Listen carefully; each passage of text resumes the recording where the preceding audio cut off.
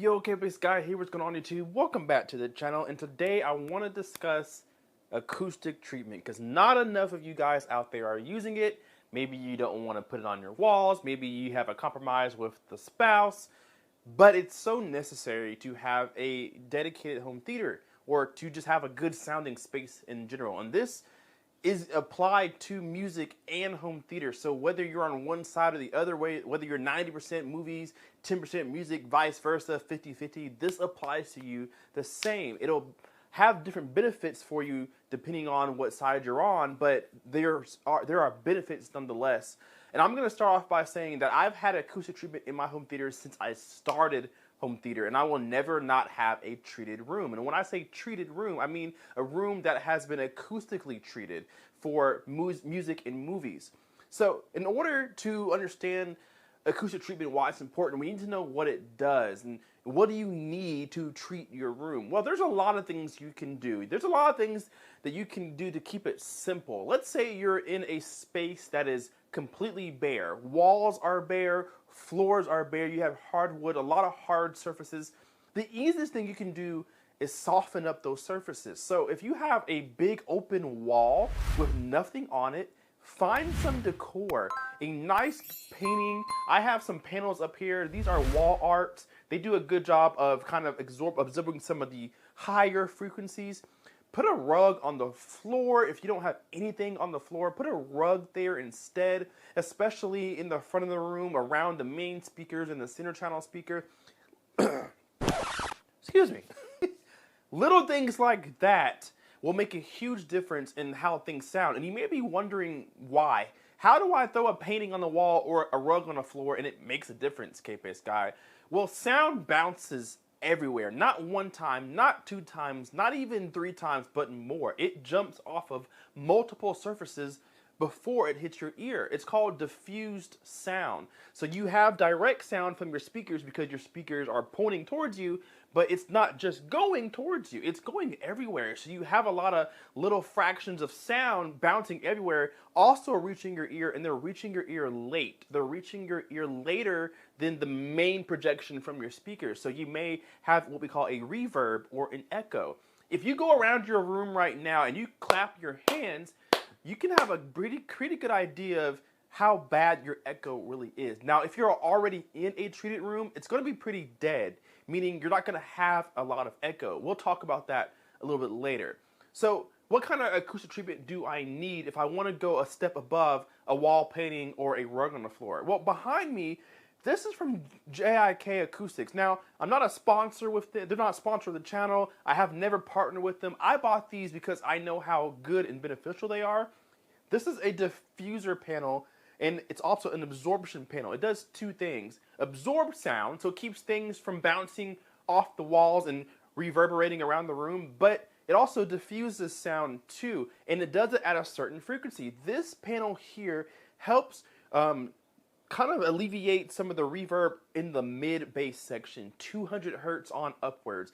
Helps keep it clean, tight, and what that results in is having clear articulation. Like when I'm watching movies and people are talking through the center channel, it's a lot easier and clearer to hear the dialogue because I have diffusers around the room that are helping keep that sound tight, and it's keeping my sound between me and the speaker, not around me. It's not bouncing everywhere. I have a lot of panels in here. I have two of these bigger ones in the back, and I have multiple rows of them in the front. And then I have carpet and a rug in here and some wall art. So I have a lot of things keeping my sound to a minimum. Now, if you're out there looking for acoustic treatment, there are tons of types. If you're wondering what type of treatment do I need, well, the only way to know is to figure out what are you trying to treat. Are you trying to treat echo? If you're trying to alleviate some echo, you can just get some foam panels, little squares or wedges. You can just put those around the room, and that'll alleviate some of your slap echo. If you need something that's going to manage your bass, well, you may need to look into bass traps. Bass traps go into the corners of your room to keep bass from getting stuck in that corner. If you have boomy bass and you sit next to a wall, or maybe you sit close to a corner, if you walk to that corner and play bass, usually the bass is really loud in the corner, and as you move away from the corner, it starts to alleviate. That's because bass gets stuck in corners of the room. That's why you don't put subs in a corner typically. Bass traps can help some of that bass stay inside the room and not get trapped towards the back corners. And bass traps are perfect for, obviously, subwoofers for bass. If you need mid-range bass to be treated, if you have a muddy sound, a muffled sound, or even subwoofers, mid-range bass, 80 hertz, 90 hertz, doesn't sound too tight or clean, you can get bass traps or you can get acoustic panels that treat certain frequencies. So when you're out there looking for panels, it's all about what are you trying to treat. And once you know what you're trying to fix, that'll tell you what kind of panels you're going to need. So we all know panels come in different shapes and sizes and even designs, which is really cool because panels aren't really the prettiest thing to look at, but manufacturers know that, and so they make panels that look really nice, have nice finishes, really cool designs, and they're functional, they're purposeful. So I actually like this. It's very tasteful. It's nothing to it, but it serves a really good purpose. It doesn't look bad, but you can get wall art or panels that, you know, have a design. If you have a dedicated home theater and you want movie posters, well, you can get panels that are painted, that have, you know, movie poster-like qualities to them so that you have some nice art and you also have a functional panel. So if you have a spouse that's not a fan of panels because they don't look particularly good, well, there's probably a color she'll like or a design that she'll be okay with. So take a look. There's a lot of options out there, and there's a lot of different sizes to choose from too. So any little bit counts. A little 12 by 12 square will do wonders for you. Or you can get a big 24 by 12 like I have. Actually, this might be a 48 by 24 I think I have. So it's rather large, but the more surface area you cover, the more coverage and more sound that you'll diffuse or acoustically treat. So talk to the spouse, talk to the wife, husband, whatever, and make that decision what's best for your room, what looks aesthetically pleasing, and then purchase that, but make sure that it also serves the function you're looking for. So to end the video, now that we know how important acoustic treatment is and what it does, we need to quickly talk about how do we place it.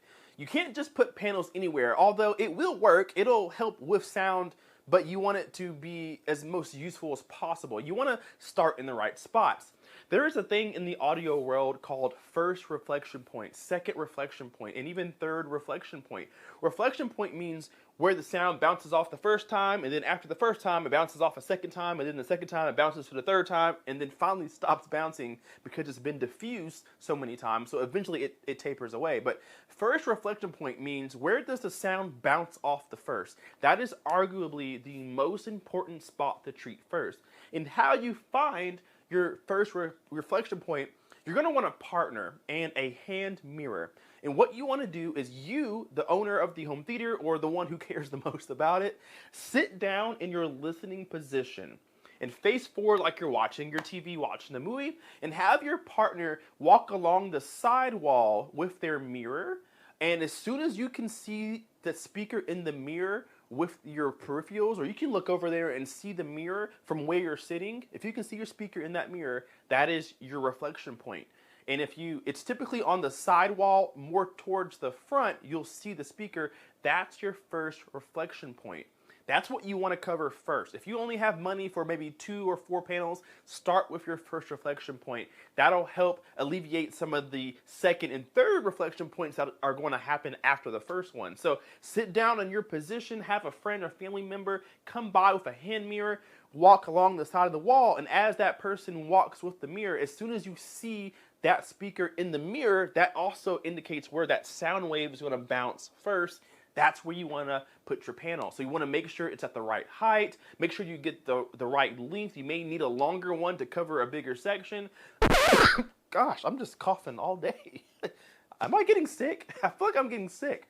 Anyway, you want to make sure you get the right size so that your wall's covered, and you can continue to get more and more as you find more reflection points. That's how you want to place your panels. Right, so the video is getting long already, so I'm going to stop there. There's a lot more that we can dive into about acoustic treatment, acoustic panels, diffusers, bass traps. We can talk about a lot. So if you want a more dedicated video on acoustic treatment and how to place it, I'm more than happy to dive a little bit deeper. Or you guys can get down in the comment section and ask me any question you like, and I'll be more than happy to answer it if I know the answer. Anyway, so subscribe if you're not already. Hit that like button, and we will see you guys in the next video. Hopefully I'm not going to go sick. I'm going to get a cough drop.